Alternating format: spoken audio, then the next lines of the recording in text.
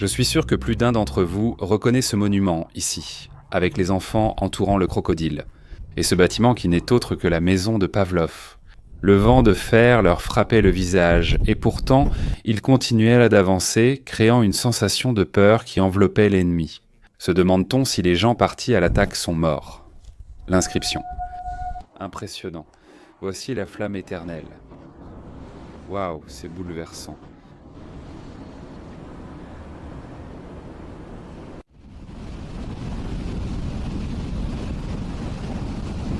Salutations à nouveau depuis la steppe russe. Cette fois, je me trouve sur la route de Volgograd, la célèbre ville autrefois connue sous le nom de Stalingrad. Je suis sûr que beaucoup d'entre vous en ont entendu parler à cause de la bataille qui s'est déroulée dans cette même ville pendant la Seconde Guerre mondiale, une bataille épique. Après une nuit dans un hôtel au bord de la route en pleine steppe, je suis reparti prêt. L'après-midi, j'ai dû m'arrêter parce que je n'en pouvais plus. Cela fait environ 1h30 que je parcours cette route, et je peux vous dire que la steppe russe est exactement comme on l'a décrit. Il n'y a rien, c'est le vide, à part une plaine de terre qui s'étend jusqu'à l'horizon. On aperçoit à peine quelques troupeaux de moutons, un peu de bétail, des vaches, aussi des chèvres, beaucoup d'oiseaux de proie, beaucoup de renards. Le long de la route, on aperçoit à peine des lieux habités ou des villages.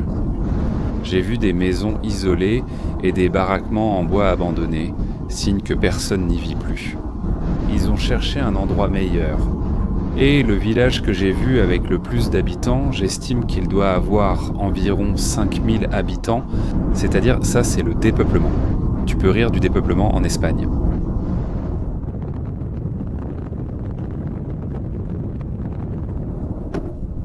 Ah, bien sûr. Les vaches traversent la route tranquillement, comme si on était en Inde.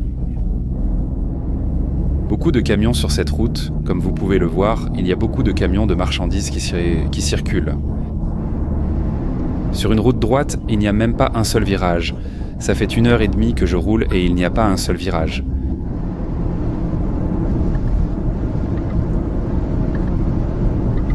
Après avoir envahi l'Union soviétique, avec succès en 1941 lors de l'opération Barbarossée, la Wehrmacht fut stoppée à Leningrad et Moscou. À la fin de l'année, l'armée du Nord restait à Leningrad.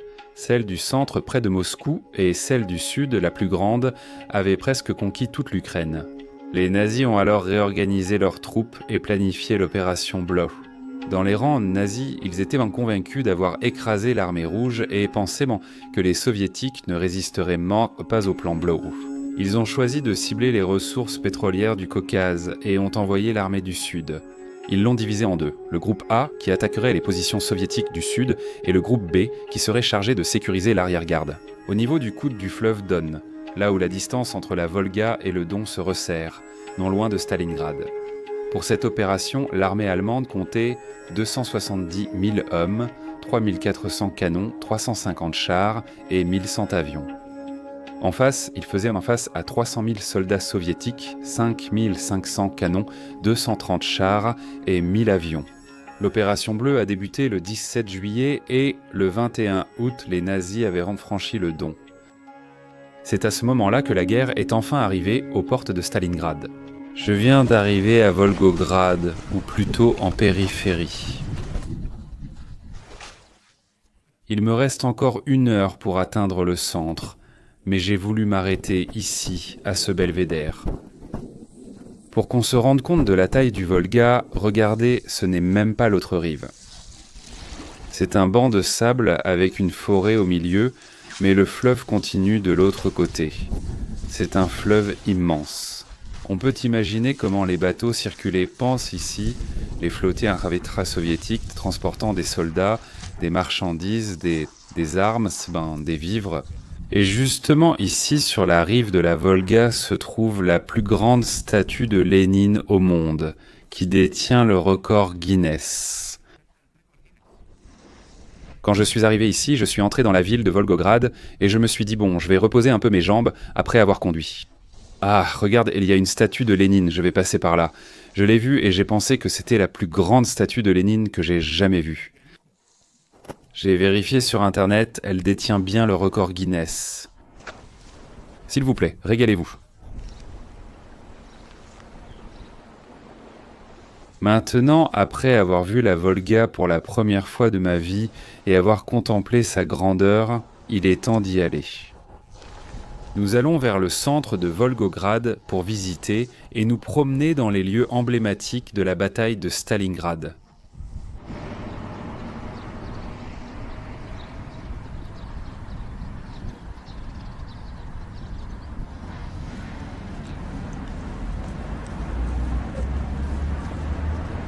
Déjà au centre-ville, on peut voir de nombreuses affiches qui rappellent le 80e anniversaire de la victoire à Stalingrad, la défense de Stalingrad. Nous pouvons voir des images des héros, des photos anciennes, des images de la statue de la mère patrie Teyama, et nous pouvons aussi trouver des fresques plus récentes, comme celle que j'ai juste en face de moi.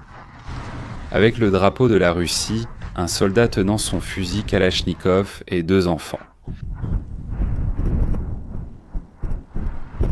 Le 23 août 1942, les troupes nazies d'Hitler sont arrivées à Stalingrad et la première attaque allemande a eu lieu.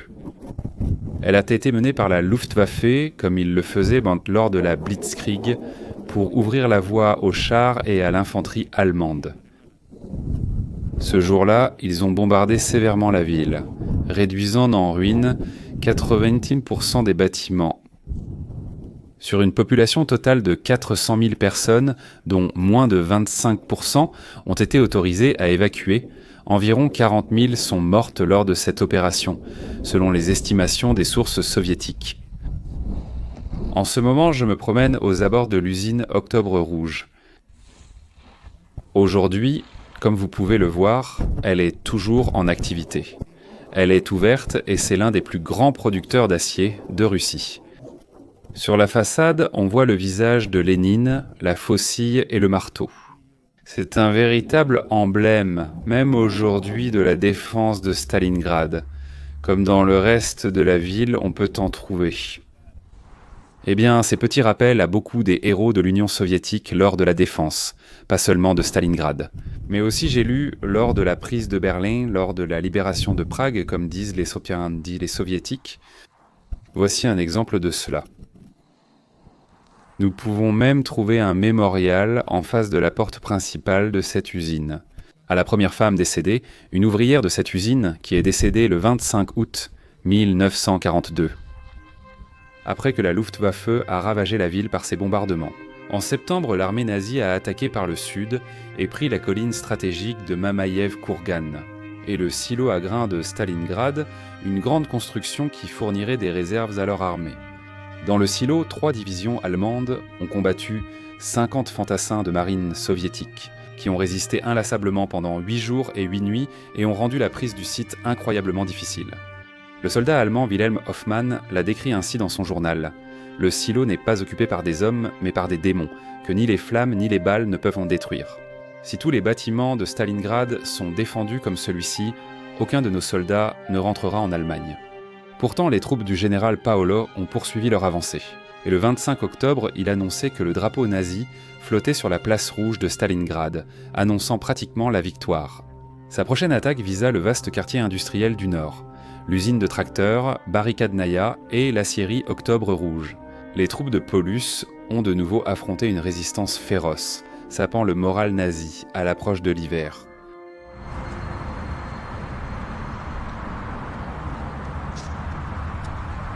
Comme je le disais plus tôt. Partout dans la ville, vous pouvez trouver des mémoriaux qui rendent hommage aux participants et aux habitants de la ville de Stalingrad. Par exemple, dans le quartier de l'usine Octobre Rouge, nous avons un mémorial où se réunissent aussi bien des pilotes d'aviation, des soldats, des sapeurs, que des professeurs et aussi des pédagogues. Je ne sais pas, j'ai vu beaucoup de métiers ici. Et ici, à la fin de ce mémorial, nous avons un miroir sur lequel il est écrit quelque chose comme « Les exploits héroïques du quartier d'Octobre Rouge continuent ».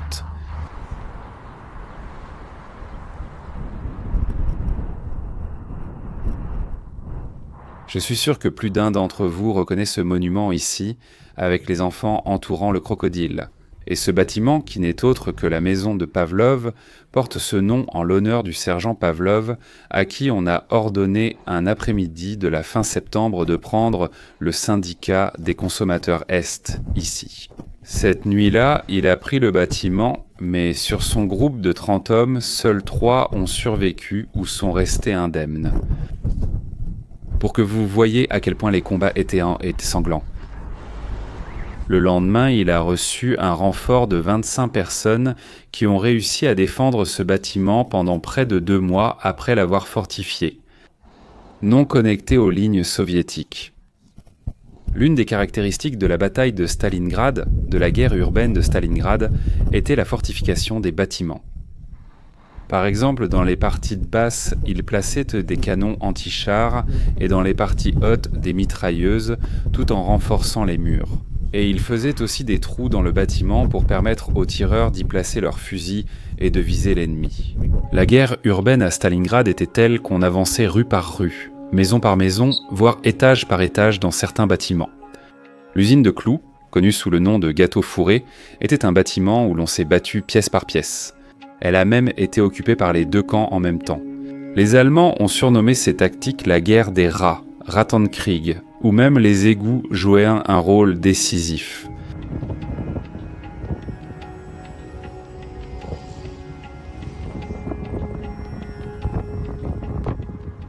Nous sommes donc arrivés à notre dernière étape de l'itinéraire d'aujourd'hui, cette visite de la ville héroïque de Stalingrad, de Volgograd.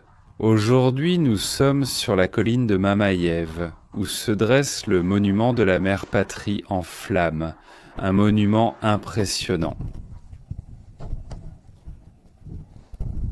Là, on voit l'épée en arrière-plan, ainsi que celui-ci que j'avais déjà vu en photo. Il y a des monuments partout en Russie et des mémoriaux de la Seconde Guerre mondiale, mais celui-ci, à mon avis, est le plus impressionnant. Ici, vous pouvez voir à la base de la statue des inscriptions comme « Jusqu'à la mort »,« Résister » et un homme avec le célèbre pistolet mitrailleur PPSH.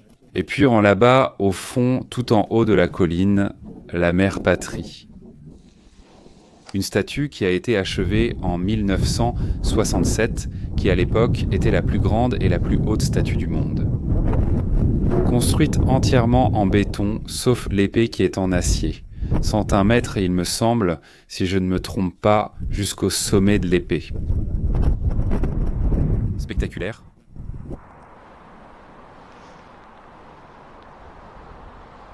Cette colline de Mamaïev avait une importance stratégique très élevée, car d'ici on peut observer toute la ville et la rive du fleuve. C'est pourquoi elle était essentielle pour l'artillerie. Les Allemands le savaient et ont lancé toutes leurs forces contre elle, contre les défenses de soviétiques. Les soviétiques ont résisté comme ils ont pu, mais à la fin, ils ont fini par la perdre. Et pour la reprendre, parce que les Allemands massacraient la ville avec leur artillerie.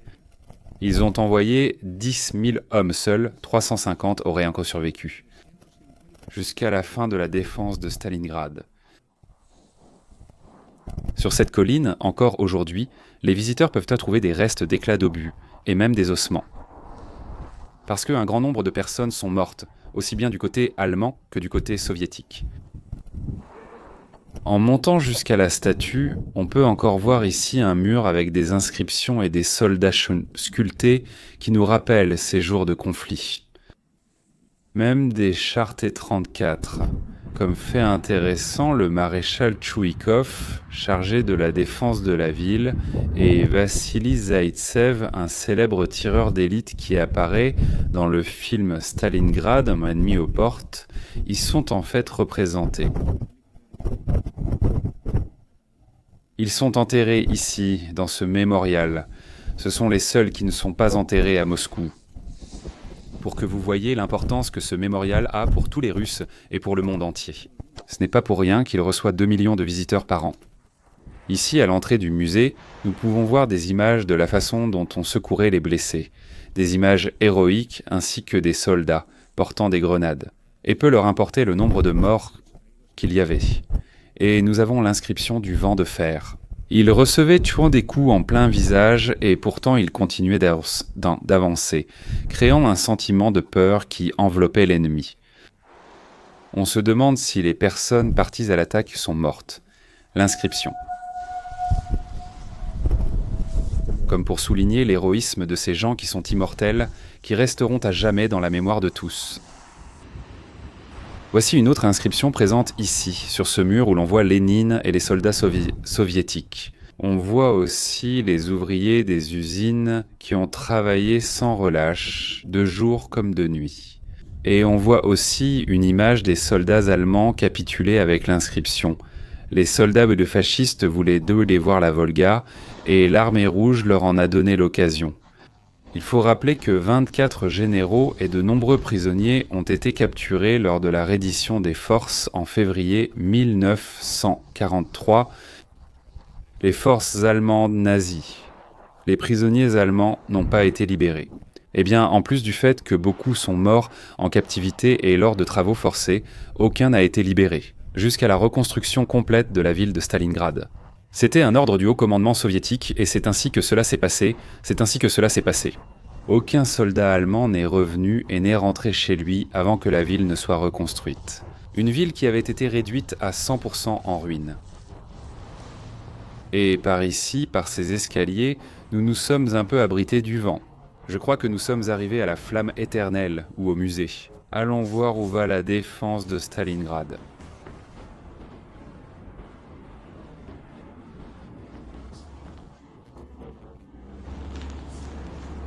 Médaille commémorative. Regardez, s'il vous plaît, c'est impressionnant. La flamme éternelle, la voici. Waouh, c'est bouleversant. C'est vrai que c'est impressionnant. On m'avait dit que c'était spectaculaire et moi, franchement, lors de mes voyages en Russie, je n'avais jamais vu quelque chose de semblable. Une flamme de ce genre, avec la main. Donc cette statue. À Moscou, il y en a une à côté du Kremlin, mais franchement, ça n'a rien à voir. Cela souligne l'importance que cela a parce qu'il y avait d'autres exploits historiques, comme la défense du fort de Brest, de la forteresse de Brest, la défense de Moscou, le blocus de Leningrad. Mais pourtant, Stalingrad a été le point de bascule, pour ainsi dire. C'est là que la confiance a émergé au sein de l'armée soviétique. Qu'il était possible de vaincre les Allemands, et c'est ce qu'ils ont fait. Il était possible de les vaincre, de les repousser et de regagner le terrain perdu. Et ici, sur les étendards, nous avons les noms des défenseurs de la ville, par ordre alphabétique. Regardez combien il y en a. Je ne pense pas qu'ils y soient étroitement tous, mais observez bien. Par ici, tout ce cercle. Ensuite, le ruban de Saint-Georges en haut et les médailles pour la vaillance et de l'ordre de Lénine ici au plafond. Eh bien, et beaucoup d'autres encore.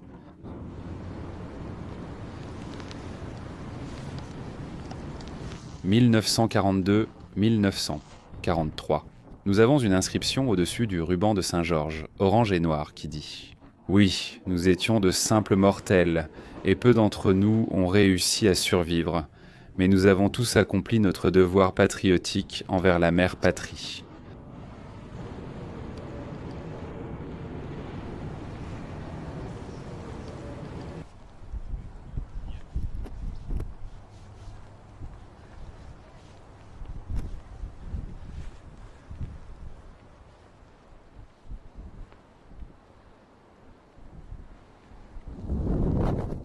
Regardez l'importance qu'avait cette colline.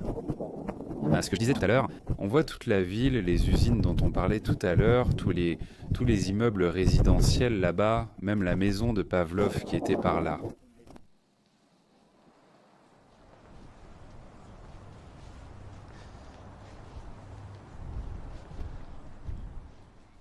Depuis ce monument impressionnant de la mère patrie, elle t'appelle. Il est temps de nous dire au revoir. J'espère que cette visite de Volgograd, l'ancienne Stalingrad, vous a plu, et on se retrouve à la prochaine. Salut!